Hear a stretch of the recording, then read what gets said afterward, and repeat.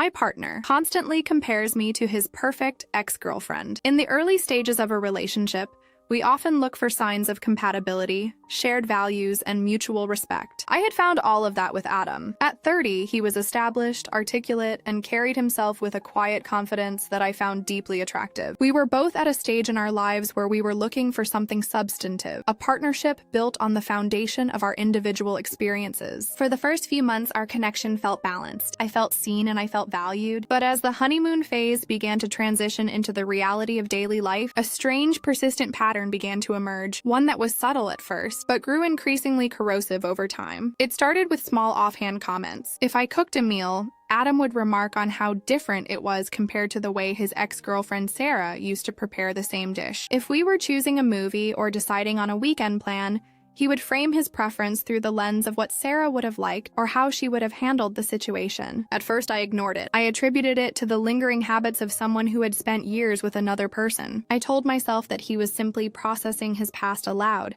and that it didn't reflect on his feelings for me. I wanted to be the mature partner who didn't get threatened by a shadow, so I practiced patience. I remained pleasant, supportive, and focused on our future. However, the frequency of these comparisons didn't decrease. It escalated. It wasn't just about domestic preferences anymore. It began to touch upon my personality, my professional choices, and even my temperament. Sarah was always so calm under pressure, he would say when I was stressed about a project at work. Sarah never felt the need to overanalyze a situation like you do, he would remark when we had a disagreement. Every time her name was mentioned, it felt as though an invisible third party had entered the room, a ghost who was constantly being held up as the gold standard of what a partner should be. The psychological impact of this was insidious. I began to feel as though I was not living a life with Adam, but rather participating in a performance where the script had been written by someone else. I found myself second-guessing my own reactions. Was I too stressed? Was I too analytical? Was I not calm enough? I realized I was actively modifying my behavior to avoid triggering these comparisons. I was shrinking, trying to fit myself into the mold of a person I had never met, all in the hope that if I could just meet his expectations, the comparisons would stop. But of course, they didn't stop. The more I tried to mirror the version of Sarah he had created in his head, the more I lost sight of who I actually was. I felt an increasing sense of isolation within my own relationship. I was with a man I loved, yet I felt invisible. The frustration began to build, not as an explosive anger, but as a quiet, steady resolve. I realized that my silence was effectively giving him permission to continue this behavior. By being the understanding partner, I was validating a dynamic that was fundamentally disrespectful to me,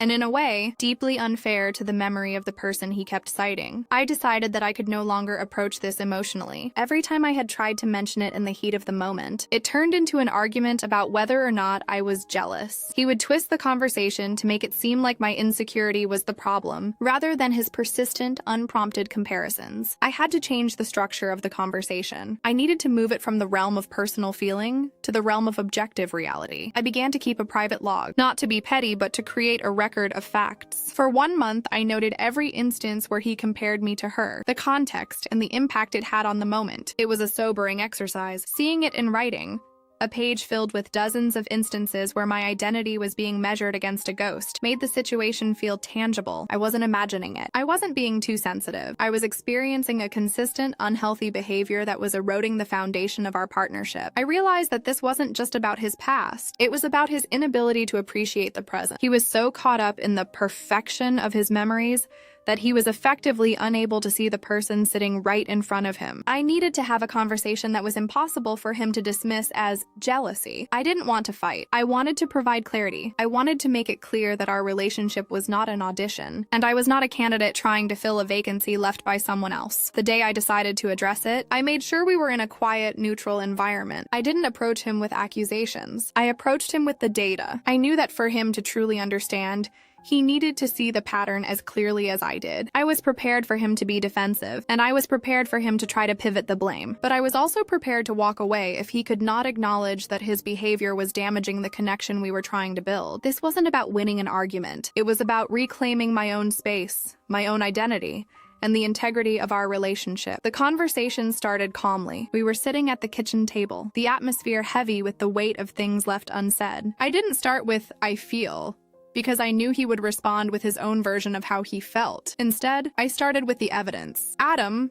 I began, my voice level and firm. "We need to talk about the way you discuss your past. Specifically, the way you use your past relationship as a benchmark for my behavior, my decisions, and my personality." He looked at me, his expression shifting from neutral to mildly annoyed. "Oh, here we go again. You're overthinking things. I'm just making observations." "It's not a big deal." "It is a big deal," I replied, opening my notebook where I had the log of our recent weeks. "In the last 30 days, there have been 24 distinct instances where you have compared me to Sarah in a way that suggests I am failing to meet a standard you have set for me. From how I manage my work stress to how I choose to spend my time, you are consistently measuring me against a ghost." I slid the notebook across the table. He didn't look at it, but he stared at me, his jaw tightening. "This is exactly what I mean," he said, his voice rising slightly. "You are documenting our conversations? That's not a relationship, that's an interrogation. You're so insecure that you're keeping a scoreboard." I didn't take the bait. I didn't get loud, and I didn't defend my actions as insecure. I remained professional. "I am not documenting these things because I am insecure. I am documenting them because I am observant, and I am pointing them out because they are eroding my respect for this relationship. A relationship requires two people to exist in the present. When you constantly bring in a third person,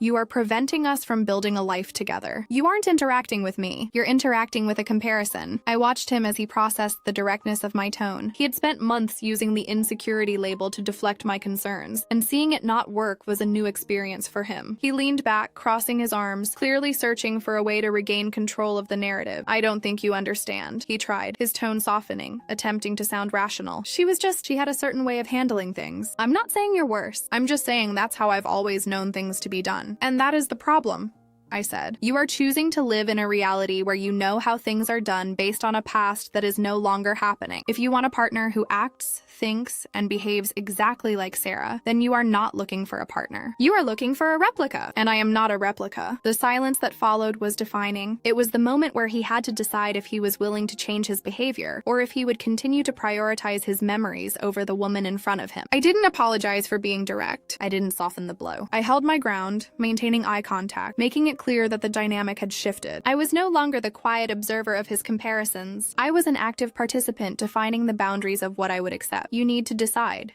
I continued. "Do you want to be with me as I am, with my own temperament, my own way of handling stress, and my own personality? Or are you still trying to live in a relationship that ended years ago? Because I cannot compete with a ghost, and I refuse to try." His defensiveness began to crack. It wasn't an immediate apology.